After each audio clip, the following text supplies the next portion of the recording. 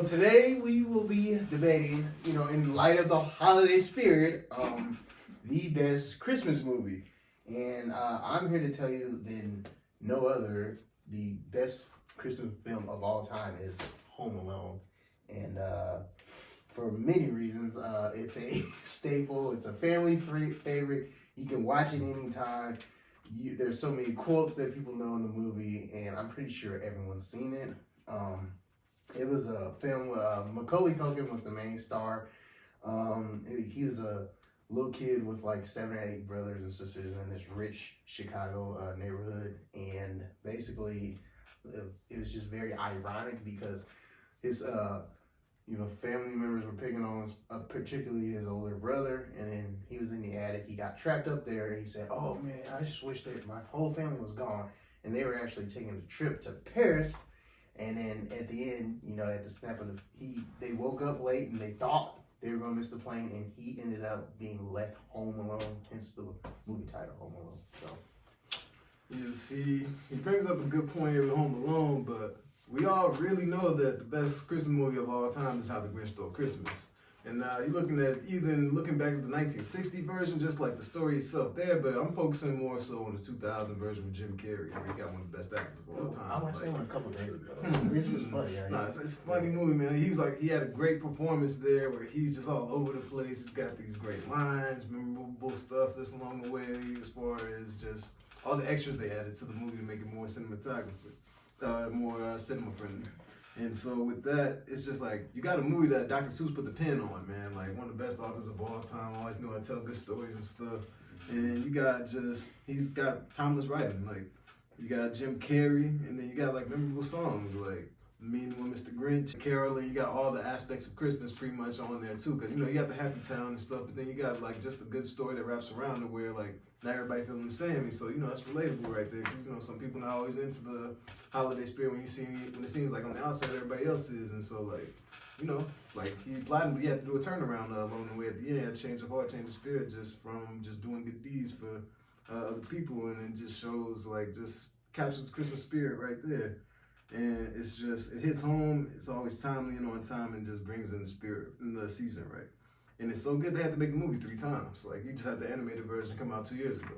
And it was just like, that was good too. Like, you don't have to have no follow-ups. It's just a good story that can be told over and over, and like, you never be tired of watching it. Well, maybe they had to make it 3 times because they couldn't get it right the first. Oh, no, it's so lucrative, such a good movie. Like, let's get in theaters again. Let's get in theaters again right there. Well, I'm just going to go by the numbers because I am the AKA Stat King. We will go box office numbers.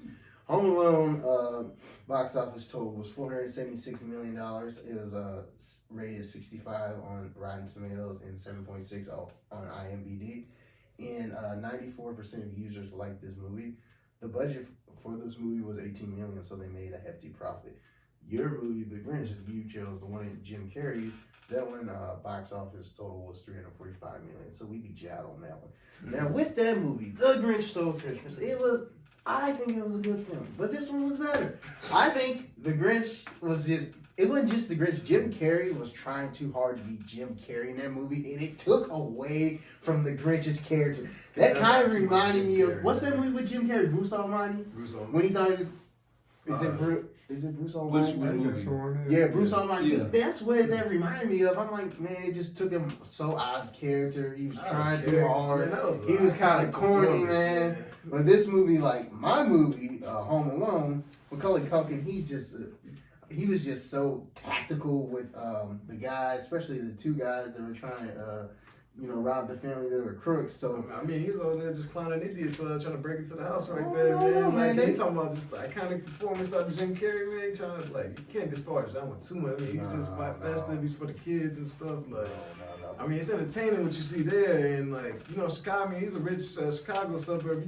Chicago still, man. He's talking about Whoville over here, man. Like people, he has some haters there and stuff like that. But compared to that, real. But it's a good story. That's the thing. People want to sit down and be entertained. Yeah, but you just did go with Home Alone with the quotes alone. Like, pretty sure everyone knows when he's watching a movie or the old Christmas movie and he's watching TV and the gun goes off. He's trying to trick the crooks, and he goes, the change, you filthy animal. Everybody knows that, man. Just had so many tactics until I was rudely interrupted. I was trying to explain it. Like the first one, when they tried to get in the house and he threw the water on the sidewalk, and he did everything. He took like the Christmas jingle bells off the tree, crushed it so they could get stabbed in the foot. He was doing a lot of stuff. He was very smart, just sneaky, divisive, and you know, there's a quote, that Macaulay Culkin, Kevin McAllister, he said, "This is my house, and I'm a defender." And you know, he just really stuck on it, and you know, it's just a very, it's a good, heartwarming film because it's like, oh, this kid conquered these two crooks, and what is he, like 7 years old? Like, how many 7-year-olds can say they do that? I mean, but at the same time, man, like, I don't feel like that gets to the Christmas spirit when you're just attacking these strangers here. When the Christmas, the spirit of Christmas is like inviting, it's gift giving, it's like spreading love and stuff. You got him; he's pretty much just attacking these civilians. I mean, they were in the wrong before he's getting them out the house, protecting his house. But at the same time, we're talking about a man who literally turned around and took his job and just kind of made sure the town was set right for Christmas. Like we weren't talking about the Christmas spirit. We were saying what was the best Christmas movie. I think that's a little out of Made more Christmas money. realm right there, though. And it's more relatable. Also, see, but everybody can relate to giving the gifts and just pretty much like having a change of heart when it comes to just things calming down. Like everybody can change. I got a question. Yeah. So we got you brought up realisticness or realness, or however you properly say that. Yeah. You think it's realistic that a 7-year-old will fight off 2 grown men from breaking in the house? I mean, some of that you said because you said the Grinch was a bit theatrical with Jim Carrey's acting. Mm-hmm. So was Harry, what was their name? I don't know, but Bob and Harry, whatever it was. And they out here slipping on the ice and getting tricked by a little kid. Those were just two dummies. If they were smart crooks, they could have got them in the first try. But I just felt like it just made the movie better because that was the whole thing about the movie was him showing that he didn't need his family and he could protect the house on his own. And I think at the end, Kevin kind of gained that respect because he's the youngest kid in the house. Nobody really listens to him, and especially the big brother, he picked on him a lot. So then they finally realized he wasn't there. I mean, I think they were on the plane when they realized, oh, where's Kevin? And they were trying to get back to him, and eventually they did, but it was like too late. He basically showed that he could hold the fort down. I mean, that's like, it's showing like pretty much like Christmas and holiday negligence right there. But at the same time, man, we're looking at just a story of somebody realizing he needed family. Like he was such an outsider in the movie the whole time until he realized like what having friends and like family could do for him. Well, I'll take that back. When you said Grinch didn't need family, remember when the Grinch first came in, how they had those babies flying in? Those 2 old ladies adopted him. The Grinch chose to leave because remember he got mad that he made that Christmas tree. Who's the girl he had the crush on? Mary something. Mary Jo, whatever her name is. Lucy something, whatever. And then, he decided to leave. The Grinch started going crazy. He started throwing the tree. He got anger problems, man. He was pissed off and a little heart. He wanted to have his heart shrink because that dude was that cold. He didn't want to do any good deeds. So he chose the way. But he chose that, but at the same time, he had to turn around though by the end of the movie, which is why I say you can find it within yourself to have just like that spirit and just be moved by like just community and just like rallying around like a point of time in the year where everybody's just like in that kind of mood. So I just think that's why I kind of like just puts it just a little bit over the top of Home Alone right there, because overall, man, like it's a Christmas movie. You see it on TV, like you know what time of year it is. Like it's always on time, it comes correct, and it's that one. It's that one right there. Well, you put up a good fight, but you lost this one. Home Alone. I got another question. So with Home Alone, and Grinch, do you think they're gonna over make those? Like Home Alone, they got 4 movies, 3 or 4. Is it? Yeah, it's 4 movies. The like 4th one isn't him though. Yeah, you know what I'm saying? Because you said they have to make so many Grinches because they got it wrong. Like, do you think, the Home Alone they're stretching out the story too much? At some point you gotta let the classic be a classic. That's what I'm saying, and I think they made a mistake with that. 2 was pretty good. It was decent, but you can't ever beat the original. I think they should have stopped at 2. Then they were just going too deep into it.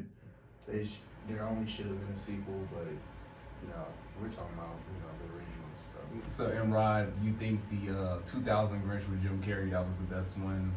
What would you rank the other two, I guess? Because there's the I've seen the old cartoon. You haven't seen the cartoon one? I've seen the old cartoon. Yeah, that's but not the new oh, one. not the new, the No, new no, cartoon. with Doctor cartoon? Strange in it. Yeah. I didn't see that. I didn't see that one. Okay, so I was yeah. working in theater at that time. No, Like, nah, it was cool. It wasn't bad. I'd say I'd bring probably I like the classic one the best, The just classic because one. like with the cartoon one, but then I said the Jim Carrey. That one too short though. It's short, like but it's, five- it gets to the It's for point. kids. It's for kids, though. It So, gets to the I point. had Keeps my spoken attention everything. span and all that, man. do we got any attention spans? Do we have any honorable mention movies? Honorable mention Bad Bad Santa. Santa. We both Elf. know you Bad Santa. Elf. Elf. Oh, Bad Elf is Polar Express is mine. Christmas Story. What's the movie with what's his name? He's like, This Christmas. That was a good one. and this Christmas. Any of the Hallmark ones are always good. Bro, what was it? Frosty the Snowman, like the And old then one what's the went movie hard. called? Just Rudolph called the Red-Nosed Santa. Reindeer. Rudolph went hard, bro. Rudolph Oh my God. Always. I can't Jack remember. Frost. Yeah, all those, the old ones. Yeah. Oh. Yeah, with What? Tim Allen. Yeah, the Tim Allen Tim movies. Allen. Those are good. That's Those are what good. I'm All right, well,